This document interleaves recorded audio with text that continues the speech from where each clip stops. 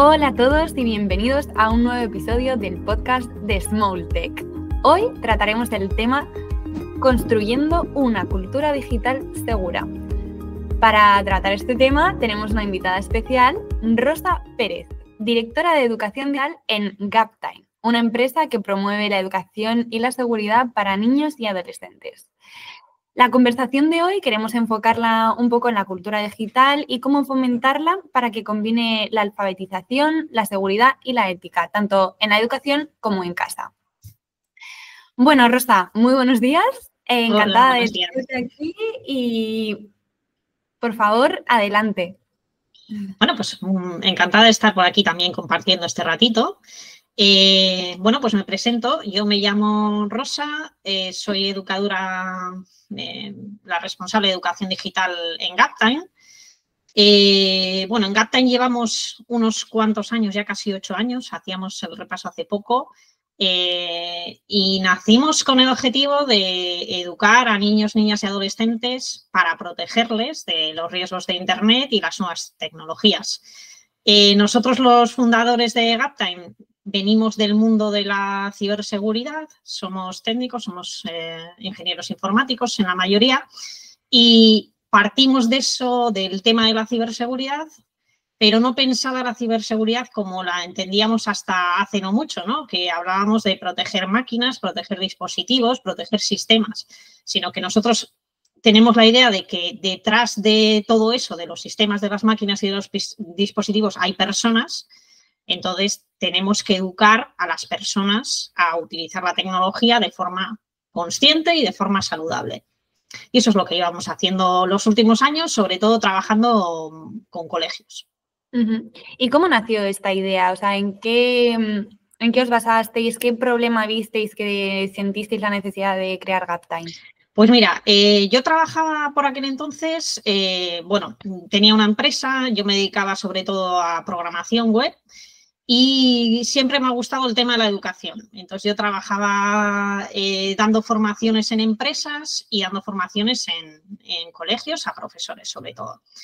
Pero veíamos esa cosa de que estábamos dando formación en nuevas tecnologías, en algo que muchas veces, sobre todo en el caso de los profesores, no sabíamos si iban a utilizar o no. Siempre íbamos por detrás, ¿no? Estábamos enseñando a utilizar ciertas cosas que a veces ya nos estaban utilizando. Era un poco raro aquello, ¿no? Pero se había pedido la formación en su día. Y veíamos eso, que estábamos educando, estábamos intentando formar a personas, pero estábamos dejando por un lado, o al menos por nuestra parte, a los niños y las niñas, ¿no? Y estábamos viendo también cómo evolucionábamos nosotros. Si nosotros que entendíamos más o menos de tecnología, sabíamos cómo funcionaba, estábamos ya notando ciertos problemas, ¿qué iba a pasar con estos niños y niñas que les estábamos dando dispositivos cada vez antes? Entonces, ahí surgió un poco la idea esta de intentar educar en edades tempranas y cuanto antes mejor. Y por otro lado, sin olvidarnos de los adultos, porque lo que estaba pasando era que estábamos teniendo, yo creo que de las primeras veces, una generación que tenía que educar a sus hijos y a sus hijas en algo en lo que a nosotros no nos habían educado. Nadie nos había enseñado cómo utilizar la tecnología bien. Nos había llegado así un poco de repente. Y bueno, pues como partíamos de esa parte un poco más técnica y entendíamos un poco lo que podía venir, pues nos animamos a intentar crear un programa para colegios en el que ayudáramos, por un lado, a los profesores y a las familias a aprender un poco más sobre tecnología y cómo utilizarla de forma más saludable y, por otro lado, a trabajar con los niños y las niñas para adelantarnos un poco a esas cosas que podían o podría acarrear esos riesgos la tecnología. Claro, sí, es que como dices, al final hemos llegado a un punto en el que por primera vez los mayores no han vivido lo que los jóvenes van a vivir, en el sentido de que estaba evolucionando tan rápido la tecnología. O sea, yo lo veo a nivel personal, ¿no? Mi madre me dice, no, los errores que cometí contigo no los voy a cometer con tu hermana pequeña. Claro, a mí me dio el móvil a una edad mi hermana a esa edad no lo tiene. Entonces, ver esos fallos, bueno, el acceso que tienen los niños a tanta tecnología, tantos, ya no hablo solo de dispositivos tecnológicos, sino te estoy hablando también del uso de esos dispositivos, ya sea a través de redes, a través de internet, todo este acceso y ahora la inteligencia artificial que acaba de llegar, no, lleva ya un tiempo, pero ahora está en su gran boom. ¿Cómo ves un poco estos retos? ¿Cómo intentas abordarlos? Pues mira, no es fácil. Primero porque al final, como tú dices, tenemos que tomar conciencia de ello, ¿no? O sea, tenemos que saber que la tecnología está aquí. Y yo soy muy defensora de que la tecnología nos trae cosas súper buenas y apuesto por ello, es así. Y por eso creo que hay que formar a los niños y a las niñas cuanto antes mejor. Porque pensar que hoy en día vamos a tener una sociedad que utilice menos la tecnología dentro de 10, 20 años, yo personalmente no lo veo, ¿no? La vamos a utilizar cada vez más y, como tú dices, con nuevos retos, la inteligencia artificial y todas estas cosas que nos lleven. Entonces, lo primero es tomar conciencia de eso. Oye, tenemos que empezar cuanto antes. Eso no significa darles pantallas ya y todo el tiempo que quieran, no, sino que, oye, que sepamos los riesgos que hay aquí, empecemos cuanto antes a trabajar sobre eso. Tenemos que tener unas bases buenas, pero para eso nosotros como adultos tenemos que formarnos también, ¿no?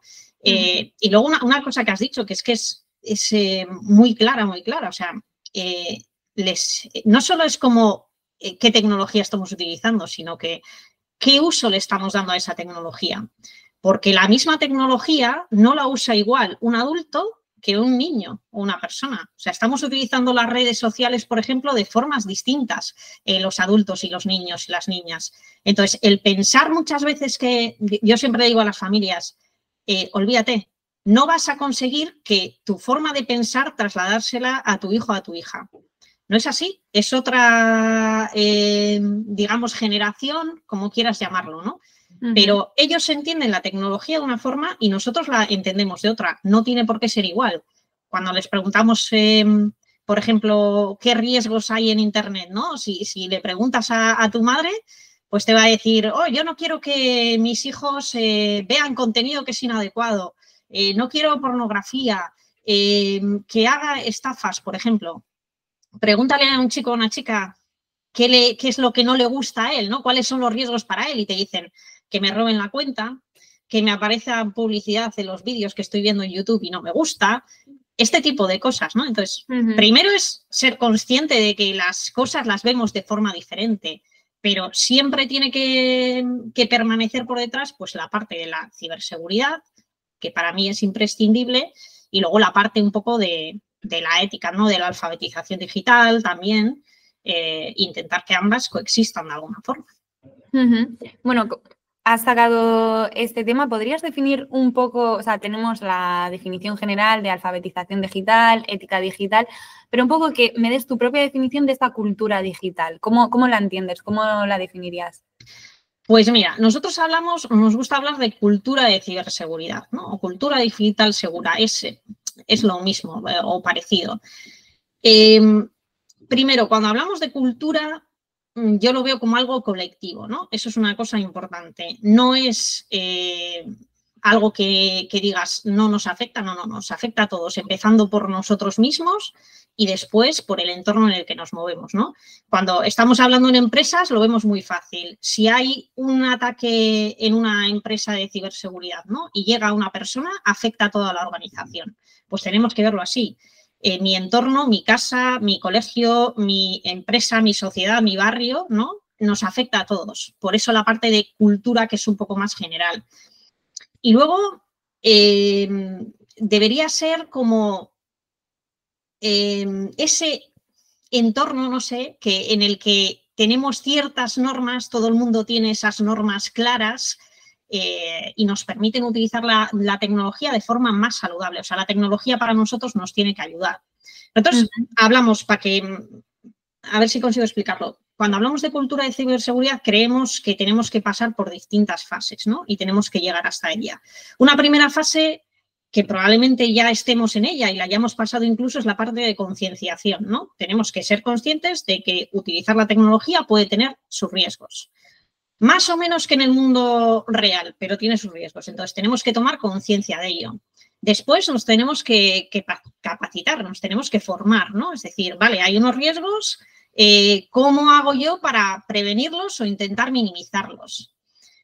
Una vez que sabemos eso, lo tenemos que poner en marcha, o sea, tenemos que implementarlo. O sea, es decir, está muy bien que yo sepa que tengo, yo qué sé, que cambiar mi contraseña y que mi contraseña tiene que ser segura y que la tengo que cambiar cada cierto tiempo, pero luego no lo hago, ¿no?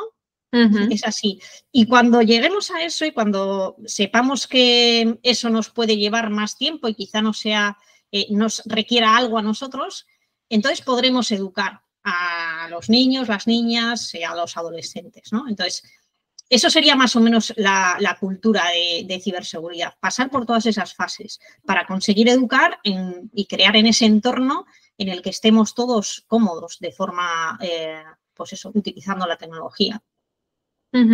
Hay algo muy interesante que dices, la tecnología es nuestra amiga, o sea, no tenemos que verla como un enemigo, un problema al que nos tenemos que enfrentar. Me parece muy interesante porque por lo que he visto en Gaptime también utilizáis la tecnología para educar en tecnología. Entonces, cuéntame un poco cómo lo hacéis, porque se tiende mucho, sobre todo yo creo, pues, generaciones más mayores tienden a ver la tecnología como una amenaza, como algo nuevo, desconocido que viene a atacarnos. Cuéntame un poco cómo cambiáis. ¿Cómo convertís esa problemática, ese problema en una oportunidad? Pues no es fácil, porque además llevamos unos años con el tema este de si prohibimos la tecnología o no, ¿no? Como está el problema de la tecnología y vemos que puede tener ciertas repercusiones negativas, vamos a prohibirla y así nos olvidamos. Primero, partiendo de la base de que lo que te decía antes, o sea, pensar que más adelante no vamos a utilizar la tecnología es una utopía, o sea, vamos a tener que utilizar la tecnología y prohibirla a los 16 años, a los 14 o a los 18 no significa que con 16 años un día ya sepa utilizar la tecnología y no esté capacitado. Entonces, primero haciendo eso y después en que nosotros creemos que y lo hemos visto, lo hemos ido viendo y verificando a lo largo de los años, los niños y las niñas le cuentan muchas veces más cosas a la tecnología que nos cuentan a los adultos. Tener un medio, una pantalla delante, les da cierta sensación, que no tiene por qué ser así, ¿no? Pero les da cierta sensación de privacidad.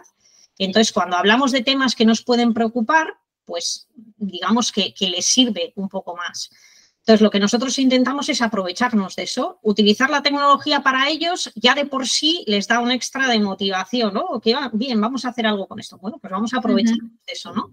Nosotros partimos de hacer en cada aula, luego hablamos si quieres, un diagnóstico. Entonces, ese diagnóstico lo hacemos con tecnología. Les preguntamos cómo utilizan la tecnología, les preguntamos cómo se relacionan entre ellos, les preguntamos qué cosas saben o les hacemos pruebas para ver qué cosas saben, qué competencia digital tienen. Y toda esa información la trabajamos con tecnología. Primero por eso, porque a ellos les motiva, les ayuda, y después porque a nosotros también nos ayuda, ¿no? Recoger todos esos datos y con esos datos poder crear algo, en nuestro caso una unidad didáctica para formarles, claro, nos ayuda un montón. Tener ese registro, poder ver cosas que pueden pasar a futuro, cómo evoluciona un aula o un colegio, pues a nosotros nos sirve en este caso.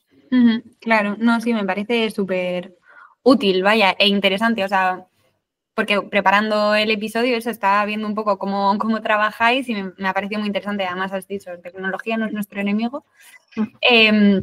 Y no toda la tecnología también, ¿eh? Yo soy muy partidaria de que la tecnología que nos ayude. Si no te ayuda, no tienes que utilizar la tecnología porque sí, porque sea una moda. Pues ya está, a ti no te sirve, no pasa nada, no te vas a quedar fuera de la sociedad ni nada así, ¿no? Entonces... No, totalmente. Y al final también a veces tiramos de la tecnología por facilidad y, bueno, que es un poco lo que está pasando con la inteligencia artificial, que está ahí, la usamos y dejamos de utilizar capacidades personales que tenemos por facilidad. Bueno, ahí también está el punto, ¿no? Saber cuándo usarla, cuándo no, para qué no, claro, etcétera. Cuéntame un poco también, estabas hablando, bueno, de los comportamientos de los niños, qué es lo que veis, qué retos estáis viendo, observando ahora mismo. Pues un montón. Va también por fases, ¿no? Nosotros siempre decimos que los riesgos a los que se ven expuestos derivan de cómo utilizan la tecnología. Entonces, utilizarla de una forma o de otra, pues acarrea unos riesgos. Y son muy diferentes los niños de los mayores, está claro. Cosas que vemos, por ejemplo, y que a mí me preocupan con los niños, pues el tema de la privacidad. Aprender a gestionar la privacidad. Cuesta mucho darles a entender que no tienen que contar todo en Internet. Hay cosas que tienen que quedarse en nuestro ámbito privado y ya está, y esas las tenemos que proteger sí o sí. O sea, una vez que lo entiendes, tienes que aprender a cómo gestionar esa privacidad y cómo protegerlo, ¿no? La cantidad de datos que estamos dando nuestros y que en un futuro no sabemos qué va a pasar con ellos y cómo nos va a afectar, ¿no? Si nosotros como adultos nos cuesta eso, imaginémonos como niños que no tienen esa conciencia de guardar esa privacidad, ¿no? El ámbito de la ciberseguridad, ya hemos dicho, ¿no? Todos los problemas que pueden venir de ahí. A mí me preocupa mucho el tema del pensamiento crítico y ser capaces de verificar la información, porque en nada nos va a costar mucho verificarla. Y hacer entender a un niño o una niña que no todo lo que aparece en Internet es verdad, cuesta. O sea, parece una chorrada, pero cuesta, porque estás haciendo cualquier cosa, estás haciendo una formación y de repente te dicen, pero yo se lo he dicho que lo ha dicho no sé quién, o yo lo he visto en un vídeo de YouTube, ya, pero que no tiene por qué ser, que lo veas ahí, que esté en Internet, no tiene por qué ser que sea real, ¿no? Y luego otra cosa que, pues parece que solo nos estamos acordando de ella en los últimos tiempos, pero que es así, es la parte socioemocional. O sea, deberemos, y cada vez más, no sé cómo llamarlo, pero sí que adquirir ciertas habilidades socioemocionales en el ámbito digital que hasta ahora pues, nos preocupábamos un poco en el ámbito de nuestra vida cotidiana, digamos, ¿no? Pero si hablar con otra persona o convivir requiere pues, cierta capacidad de empatía, ¿no? De ponerte en la parte de otra persona, en el mundo digital eso es mucho más importante porque muchas veces no vemos a las personas, no estamos en el mismo momento hablando, entonces esta parte yo creo que es uno de los retos también más importantes, adquirir esas habilidades socioemocionales o no sé cómo llamarlas en el momento en el que estamos utilizando la tecnología, las redes sociales. Sí, o sea, aquí me estás hablando de dos competencias principalmente que me parecen súper interesantes. Por un lado, la capacidad, el tener el aspecto crítico, que me parece algo fundamental hoy en día y de lo que es que te dirían que no solo los niños caen en el clickbait, o sea, todos estamos cayendo y además, bueno, la industria tira a ello, ¿no? O sea, el click fácil, lees el titular y luego no lees la noticia porque ya no te interesa, porque no tienes tiempo, porque estamos en una sociedad de consumo rápido. Eso, por una parte, me parece súper importante, que quisiera hablarlo un poco más, pero también me estás hablando de esta emoción digital, digamos. Lo comentaba en el episodio anterior con una chica colombiana, Margarita, que nos hablaba también de emociones digitales, que está trabajando en un proyecto de cómo inculcar a niños a saber tratar con otras personas de manera digital, que es algo que también me parece,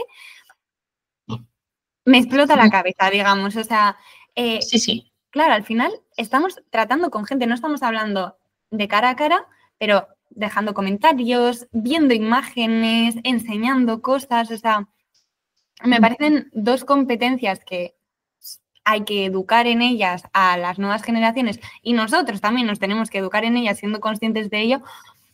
Me parece súper interesante esto que me comentas. ¿Me sugerirías alguna estrategia o herramientas para fomentar la educación en estas competencias de las que hemos hablado? Pues casi cualquier formación que se pueda hacer sobre esto. En nuestro caso tenemos una plataforma online, Kids Centric Universe, que hacemos esto. Pero sobre todo ver un poco dónde haríamos esto, ¿no? ¿Qué lo hacemos en el colegio? ¿Lo hacemos en casa? ¿Cómo lo orientamos? O sea, es que yo te diría lo primero es, hagámoslo. Después ya veremos cómo, pero hagámoslo. O sea, ¿quién tiene que hacer esto? ¿Es la familia? ¿Es el colegio? Claro, Entonces, ¿hasta qué punto depende de quién? Es que esto también es un tema importante, no se me había ocurrido, claro. Eso es muy importante. Nosotros, por ejemplo, bueno, te hablo luego si quieres de la plataforma nuestra, pero nosotros el primer problema que tenemos es, esto se lo damos a los colegios, perfecto, los colegios lo utilizan, le es súper interesante, pero tiene que ser un colegio el que tome esa iniciativa, es decir, tienen que estar implicados o en muchos casos tienen que haber tenido algún problema anteriormente para decir, ostras, tenemos algo ha pasado aquí, tenemos que intentar pues ver qué podemos hacer para que no vuelva a pasar, ¿no? Por ejemplo. Pero eso es lo importante, o sea, ¿qué persona? Y luego en el colegio, ¿quién lo hace, no? También, porque estamos cargando muchas veces a los profesores de mucha responsabilidad. No tienen por qué saber todo. ¿Y quién hace esto? ¿El profesor de TICS, que es el que se encarga? ¿O es el profesor, el tutor? ¿O es quién, no? Entonces, lo complicado realmente es cómo encajar esto en el entorno educativo y en casa, en las familias también, que pues al final cada vez trabajamos más horas, tenemos menos tiempo para estar con nuestros hijos, con nuestras hijas, entonces, ¿de dónde sacamos tiempo para dedicarles también para esto? No es fácil. Entonces, lo más importante es hagamos algo, ya está. Ya veremos luego el qué, ¿no? Pero empecemos por hacer algo. ¿Y qué podría hacerse en este caso? O sea, ¿qué me sugieres? Pues primero ver, si es un caso, por ejemplo, de una familia, ver qué problemas tenemos, porque muchas veces estamos hablando de, pues yo qué sé, es que mi hijo es adicto a la tecnología, ¿no? Cuidado con la palabra adicción. Una adicción requiere un tratamiento. ¿Realmente es adicto o realmente está utilizando la tecnología porque es algo que le gusta, porque no tiene límites y lo puede utilizar todo el tiempo que quiera y porque le da ciertas cosas que bueno, pues le resultan atractivas? Ya está, ¿no? Quizás si tiene otras alternativas a utilizar la tecnología, pues quizá las haga también, ¿no? Entonces, primero, tomemos conciencia de cuáles son los problemas que tenemos en cada caso. Digo en casa, ¿no? También pasa con el tema de, si hablamos de relaciones, ¿no? Casos de bullying que ocurren en colegios. Oye, tenemos que ser conscientes que quizá yo sepa reaccionar si a mi hijo o a mi hija tiene algún problema de bullying, pero si mi hijo o mi hija es el que lo está causando, ¿cómo hacemos? ¿No? Eso es otro balón ahí importante.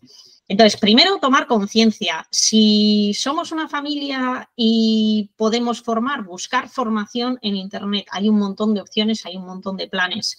Decírselo al colegio. Es probable que yo no sea la única familia en la que esté en esta situación. Entonces, hablemos con el colegio a ver si el colegio puede hacer algún plan de formación a nivel superior.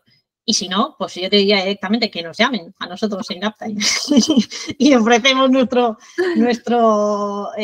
plataforma Kids Centric, que es la que estamos utilizando ahora mismo, que yo creo que es bastante útil también. Ya. Jo, es que sueltas así un melón tan grande, me hablas. Un montón de cosas, ¿no? Sí, que me quedo, jo, ¿y ahora qué pregunto? Porque... No, es que me parece algo súper importante. O sea, ¿dónde está el límite de quién tiene que enseñar qué, hasta qué punto, cómo se enseña, qué herramientas tenemos cada uno? Es que al final no tenemos tantas. O sea, me hablas de este caso de a tu hijo le hacen bullying o él hace bullying en el colegio. ¿Cómo te enteras? ¿Cómo? Es que ahí está también el problema. Claro que antes, bueno, podía pasar en el colegio, el niño no cuenta nada. Es más visible. En redes o en Internet directamente no es tan visible, no tenemos esa capacidad. ¿Cómo pueden estar atentos los padres o los profesores a este tipo de problemas? Mira, ahí hay un concepto que se utiliza mucho y que para mí es clave en todo esto, que es la mediación parental, ¿vale? Que es súper importante.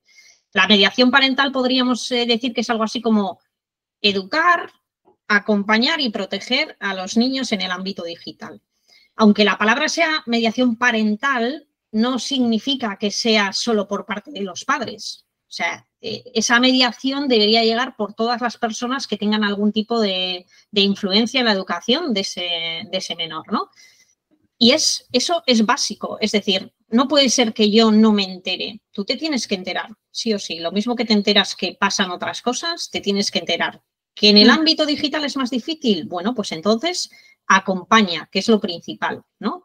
Si tú estás con tu hijo o con tu hija cuando está utilizando el dispositivo móvil, la tablet y demás, pues vas a ver ciertas cosas. Si no, es imposible. Pero esto es así en todo, ¿no? Yo siempre pongo el ejemplo de una de las primeras cosas que les enseñamos a los niños, a las niñas, cuando salen a la calle, que es un semáforo, ¿no? Un semáforo tú le dices a cualquier niño que sea probablemente muy pequeñito y sabe lo que es.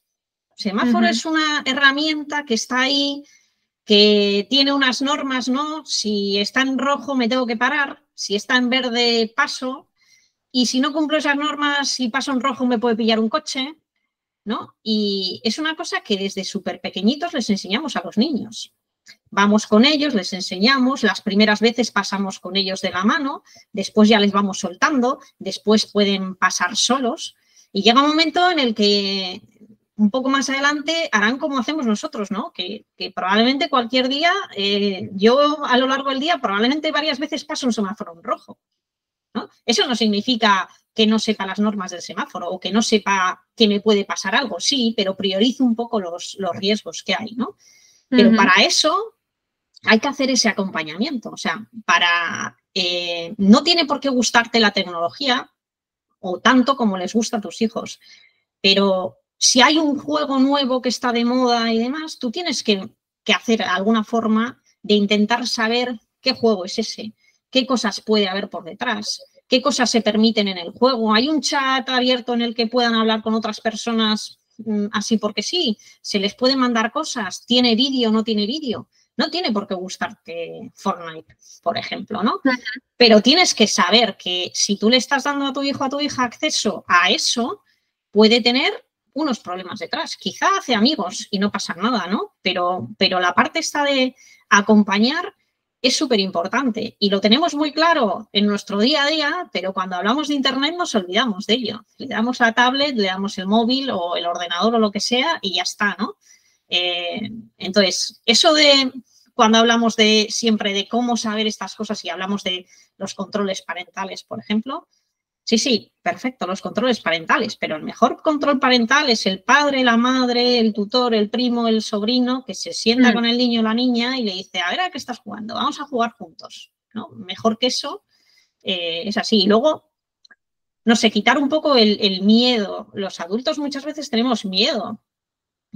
Yo, ¿para qué voy a hacer esto si me da 1000 vueltas, ¿no? Él sabe mucho más que yo, ella sabe mucho más que yo de esto, no le voy a enseñar nada. Pues eso es uno de los grandes problemas. Cuidado, ¿cómo que no le vas a enseñar nada? Probablemente la parte técnica de cómo manejar el juego, la aplicación o lo que sea, pues quizá sepa más que tú, hasta cierto punto, porque no es saber muchas veces, sino que lo utilizan sin miedo. Es decir, no pasa nada. Nosotros tenemos que esperar. Yo no sé qué hace este botón, pues dale. A ver qué pasa, ¿no? Ellos y ellas no tienen ese miedo. Entonces, quitar ese miedo a probar, a hacer ciertas cosas para que podamos aproximarnos un poco más a lo que hacen ellos y ellas de la tecnología. Entonces, yo diría que la parte aquí principal es acompañar, estar en ese momento. Si no, poco podemos hacer.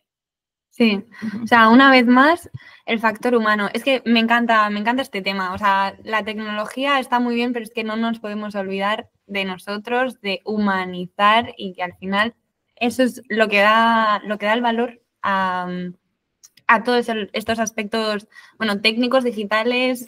Es que no nos podemos olvidar de la persona. Está claro. Y quiero hablar de otro punto de vista.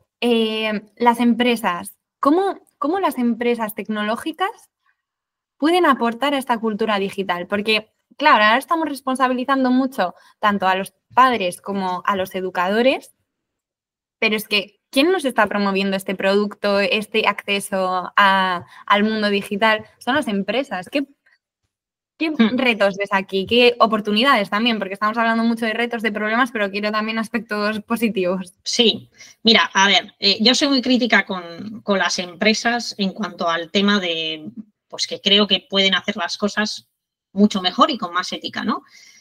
Pero también me pongo en su punto de partida, digamos, y son empresas. O sea, tenemos que tener claro que detrás de la tecnología, detrás de las redes sociales que utilizamos todos los días, hay empresas. El objetivo de cualquier empresa es ganar dinero y cuanto más dinero, mejor. Nos están cediendo algo, un sistema por el que en la mayoría de los casos no nos están cobrando con dinero, ¿vale? Estamos pagando ultras, pero no nos están cobrando por dinero. Por lo tanto, no seamos ilusos de pensar que nos dan algo gratis porque sí, ¿no? Las empresas están ahí y las empresas quieren ganar dinero. Hasta ahí esa primera parte, ¿no? Luego, las empresas, lo mismo que las personas tenemos que cumplir ciertas normas, las empresas tienen que cumplirlas. Y no solo poner medios un poco por encima para cumplirlas, no, tú tienes que garantizar que las normas se cumplan. Y si, por ejemplo, aquí a nivel nacional, las redes sociales o algunas aplicaciones las tienen que utilizar o no las pueden utilizar menores de 14 años, por ejemplo, pues tú no solo que tienes que verificar que alguien sea menor de edad, sino que tienes los medios técnicos para garantizarlo y que puedes probar que esa persona es mayor de edad o no. No vale con pongo un formulario, pido la edad y ya está, ¿no? Y yo ya he puesto mi parte. No, es que tú puedes hacer más por ahí, ¿no? Entonces, claro, ¿que eso te va a quitar usuarios? Sí, pero las normas que tenemos, que son pocas, garantiza que se cumplan y eso puedes hacerlo. Y luego ya la parte esta de la ética que utilizan las empresas, ¿no?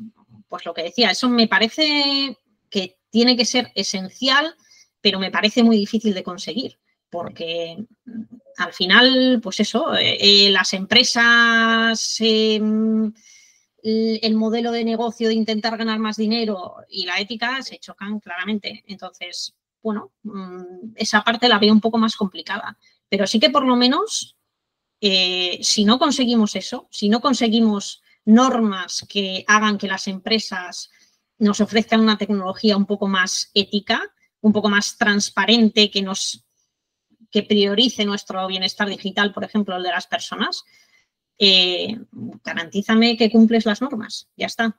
Y ya iremos poniendo más normas o así. Pero también no nos olvidemos de la parte nuestra, como decíamos antes, Tenemos que ser conscientes de que la privacidad que hay ahí detrás es justa, de que hay decisiones que no tomamos nosotros, sino que las toman unos algoritmos por detrás. Hay cierto contenido que nos ofrecen en base a cosas que ellos deciden, no decidimos nosotros, y eso nos afecta directamente como personas y como sociedad. Entonces, seamos conscientes de eso. Si conseguimos que las empresas, ya te digo, que pueden hacer miles de cosas, estoy clara, es así, ¿no?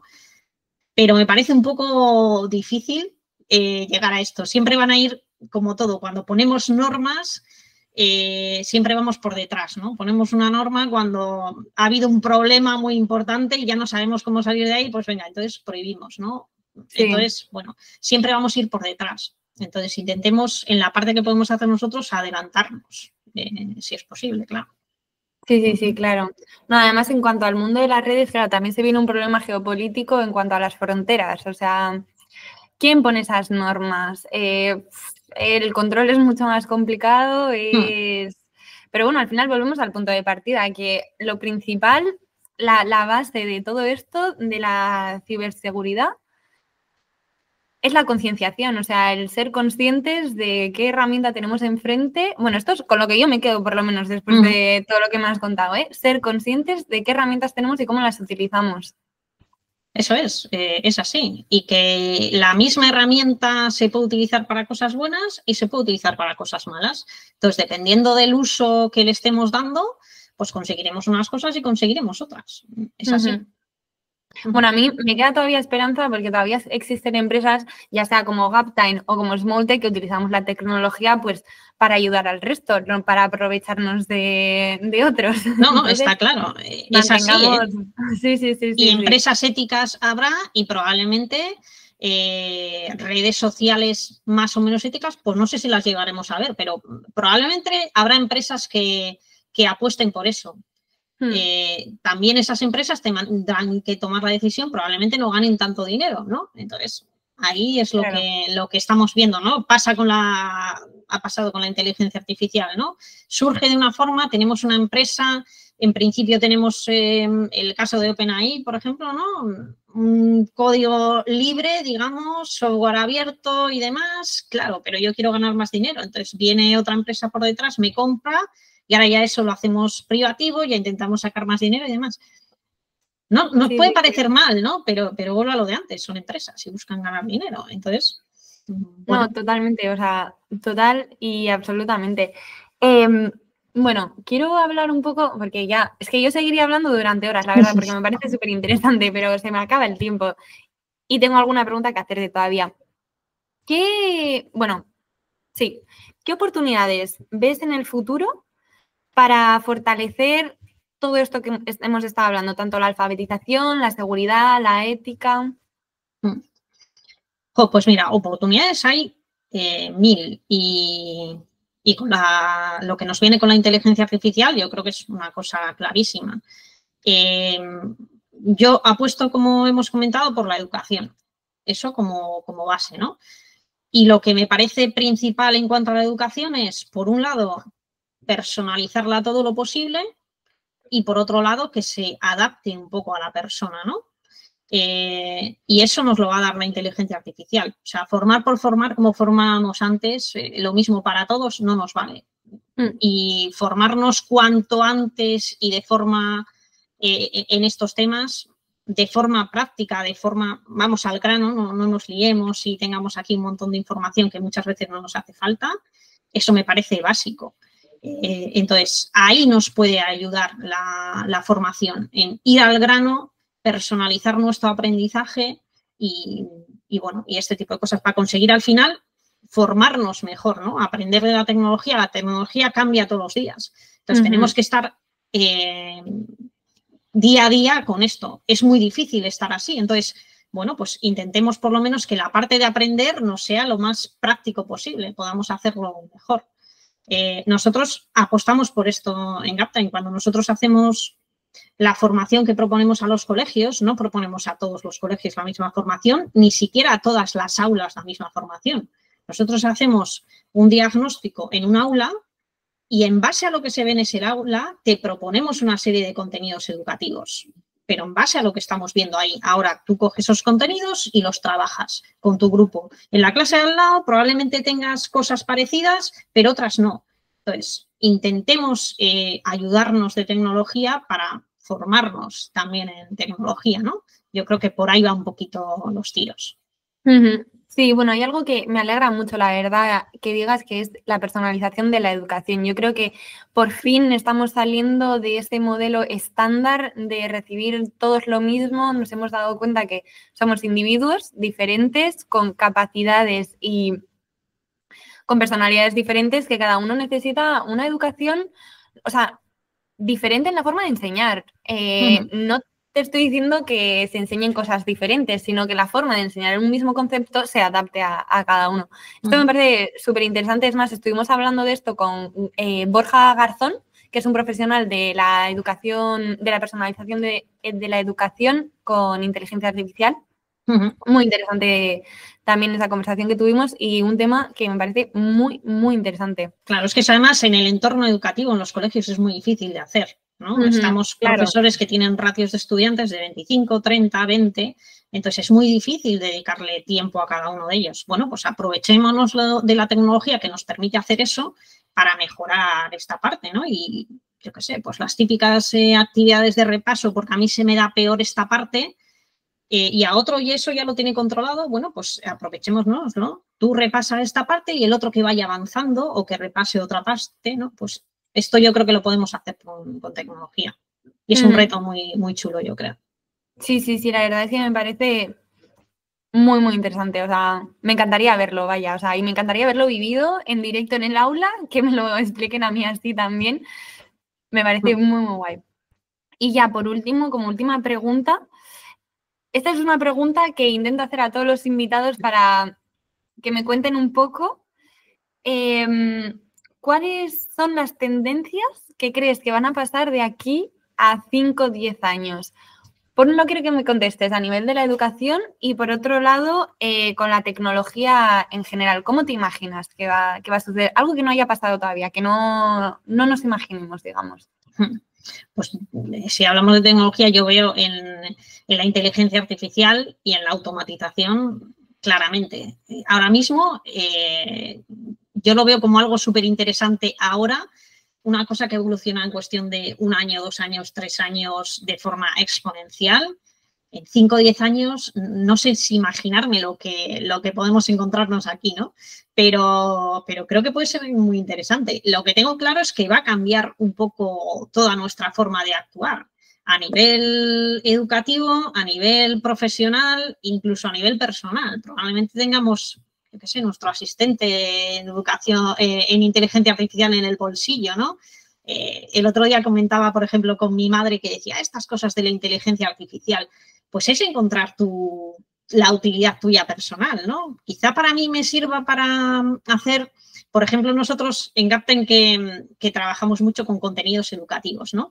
El tiempo que dedicamos a hacer una nueva tecnología que sale, ¿no? Una nueva red social.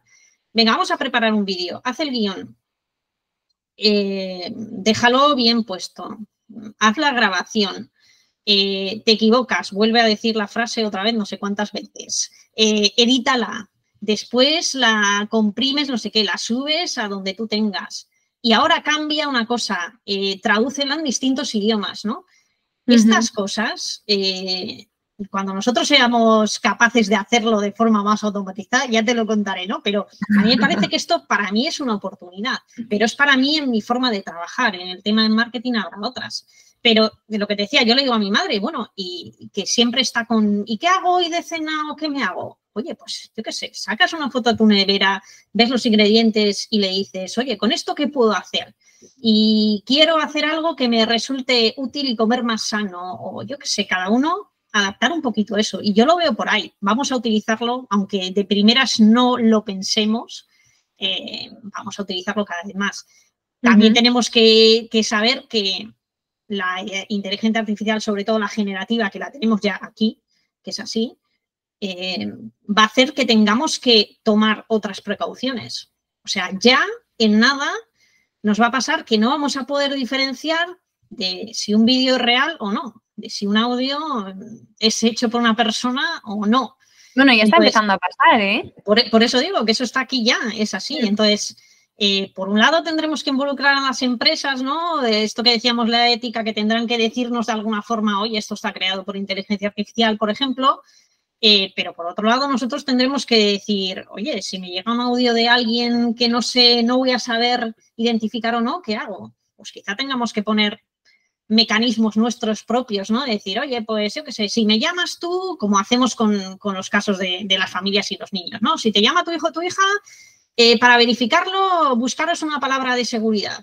A saber que solo sois vosotros y esa palabra solo sabéis vosotros. Pues tendremos que hacer este tipo de cosas nuevas para intentar, pues eso, prevenir ciertos riesgos que ahora no sabemos ni siquiera, podemos intuir los que son, ¿no? Pero no tenemos claro hasta dónde puede llegar todo esto. Sí, pero sí. Yo creo, como siempre, que yo tengo una frase cuando hablo con familias que les pongo, que les hablo de la ciberseguridad y tal, y siempre pongo el 80% de lo que nos aporta la tecnología es bueno, es positivo. Eso lo digo desde mi punto de vista, ¿vale? También les digo, hace unos años ponía el 90%. Ahora mismo voy bajando y me voy ajustando, pero eso es mi punto de vista y en función de cómo yo utilizo la tecnología, creo que es así. Entonces, tenemos que pensar que sí, va a haber muchas cosas malas, pero jolín, quedémonos con lo positivo, intentemos aprovechar la tecnología, llevarlo a nuestro terreno y que realmente nos ayude. Sí, este me parece un mensaje súper importante. O sea, mira, yo de este episodio me quedo con esto. La tecnología no es nuestro enemigo, o sea, es un acompañante que nos puede ayudar muchísimo y quiero que esto cale bastante porque de verdad me parece un discurso que tenemos que mantener, que no nos tenemos que olvidar que no toda la vida son miedos y amenazas y que podemos solventar este tipo de situaciones. Y por otro lado, la concienciación, ¿no? Que hablábamos, bueno, que lo hemos ido hablando a lo largo de todo el episodio, concienciar en el uso de la tecnología. Y oye, me encanta la idea de Ujú. tener un mini asistente personal, como llevamos hoy el móvil, pues llevaremos a un mini chat GPT así en el bolsillo. Estoy segura de eso, no tengo ninguna duda. Otras cosas no sé, pero eso estoy segura que terminaremos nosotros con nuestro mini asistente y no sin pasar demasiado tiempo. Sí, sí. Lo Jo, veremos pues enseguida. parece raro la gente que habla con los auriculares inalámbricos, que va hablando solo, dentro de poco hablando con el mini robot. Sí, sí. Bueno, muchísimas gracias, Rosa. La verdad me ha encantado este episodio. Podría haber seguido hablando. Mira, quizás podríamos hacer una segunda parte dentro de unos años para ver cómo ha cambiado todo esto. Perfecto. Por mi parte, cuando queráis. Vale, jo, muchísimas gracias, Rosa, de verdad. Y gracias a nuestros oyentes por escucharnos. Este episodio que os recuerdo se titulaba Construyendo una cultura digital segura. Espero verte pronto, Rosa, y seguir charlando de todo esto. Pues por aquí estaremos. Un saludo a todos. Muchas Un gracias. saludo, gracias. Hasta luego. De nuevo, muchas gracias por escucharnos. Si os ha gustado, suscribiros, darle a like y nos vemos en el próximo episodio. ¡Hasta pronto!